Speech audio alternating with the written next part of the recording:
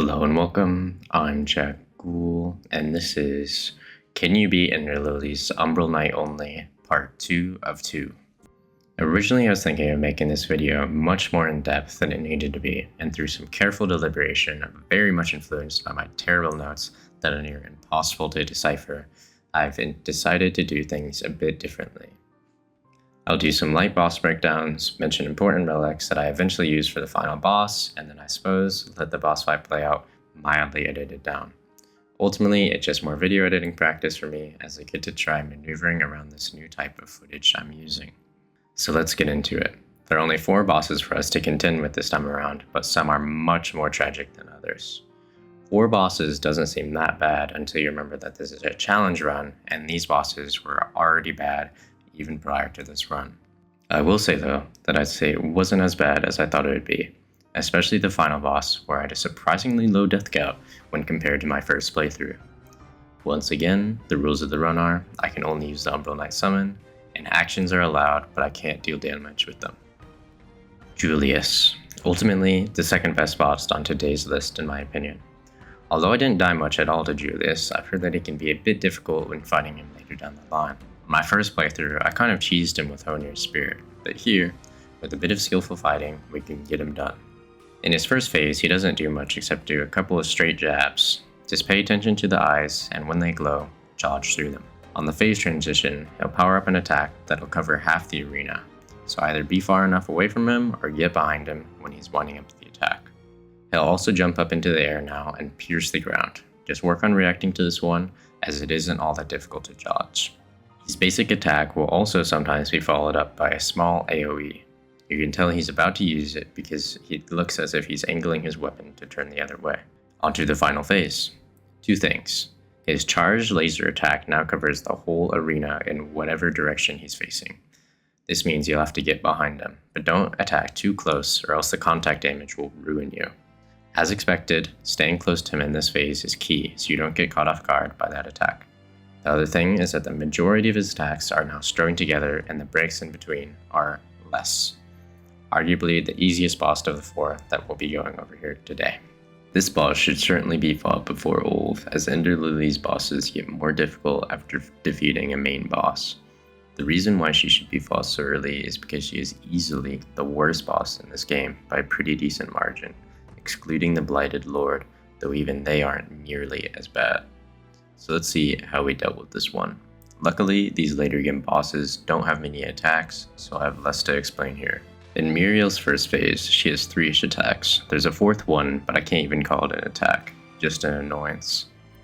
The first attack to look at is the 1 to 2 swipes the boss does. Here I just choose to dodge back after each one, but a better player would probably parry them.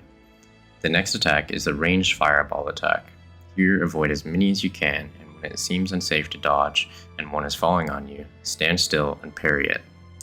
Now for the final attack of this phase, the ball attack. With a name like that, it certainly does lose its intimidation factor, but I can't think of anything more intelligent at the moment. Nonetheless, the attack has 2 different ranges, one close and one far. Move to the far right for the close one and jump over the one that goes further. Let's move on to phase 2. The only real thing that changes here is the boss will slam its hand into the ground and then claws will jut out of the ground. Jump right after the hand pierces the ground and hover using Umbral Knight's attacks.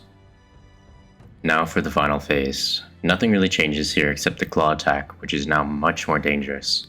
My final attempt, the way I dealt with it, was certainly very haphazard at best, but I found that since the 3 attacks are in such quick succession, the best way to go about it for me was jump up, dodge to the side, then jump up again and dodge the other way. With that in mind, you should be able to beat Muriel, although probably with some difficulty. Just be glad that's over, because the last 2 bosses we need to deal with aren't as bad in my opinion. It's also worth keeping in mind that I beat Julius at level 63, and then I chose to grind levels for a bit and get level 93 for this and subsequent fights. This fight is generally not so bad, despite the fact that I died 28 times. Ulv has 2.5 attacks in his first phase, one of which is where he will slash, jump back, and then somersault over you. Dodge to the dash and then walk the other way, or dodge and I'll land right behind you. The other one is either slash or 2 slash attack. It's generally just a good practice to dodge through him twice, but if you see that he doesn't jump back, he's going to attack again. Phase 2 starts with his X attack. I don't really have a name for it, but essentially, the best and most consistently way to deal with this attack is to use your special attack, which provides full invulnerability when using it. The other way is to dodge it by watching his hands, and the moment he releases, you dodge. He now also has a wave attack with which you just dodge through. Make sure to back up a bit or get behind him when he's charging it up so you don't accidentally hit him, taking a ridiculous amount of contact damage.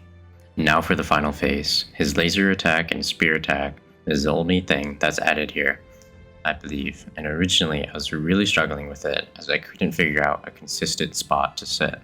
The path here to victory though is just being a bit innovative.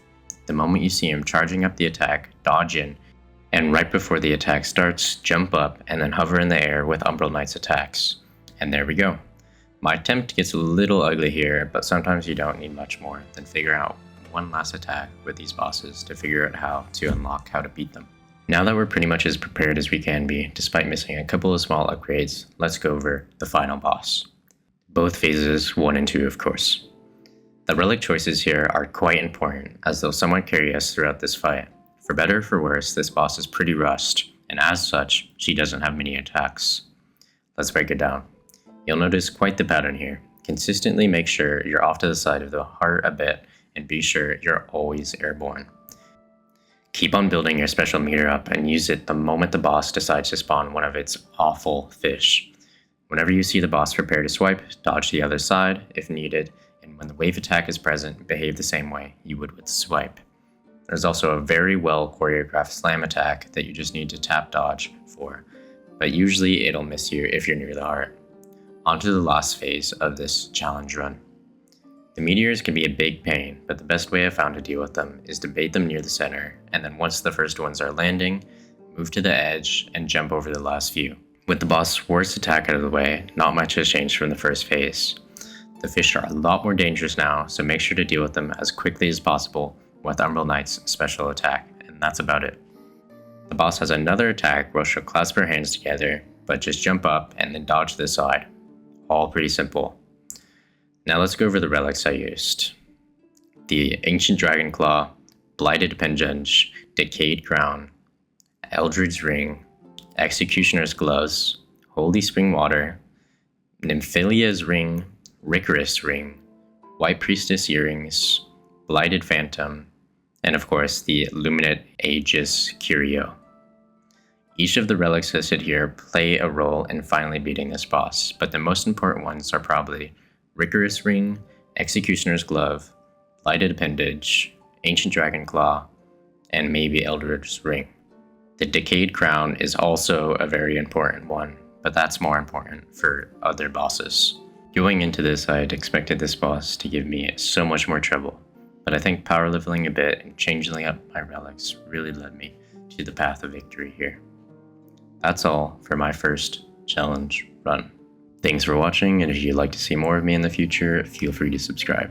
This video was a little bit different than the first, but I think the biggest thing here is that I just wanted to see how quickly I could get through the editing process, because I knew if I turned this video into something much more than it needed to be, this video wouldn't have been done for multiple more months. The next video will be part 2 of Stardew Valley Completionist Cats, but I have yet to finish all the gameplay for that one.